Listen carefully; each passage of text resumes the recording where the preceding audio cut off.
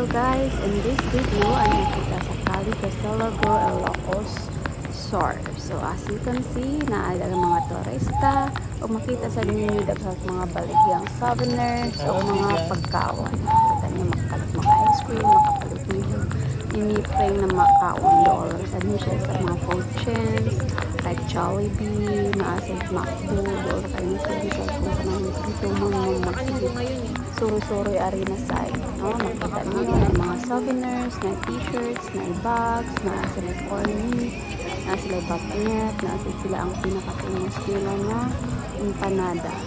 So, diri hapsay na kaayo, pwede mo maglingkod-lingkod na sa mga restaurant o anin na kung utomon mo.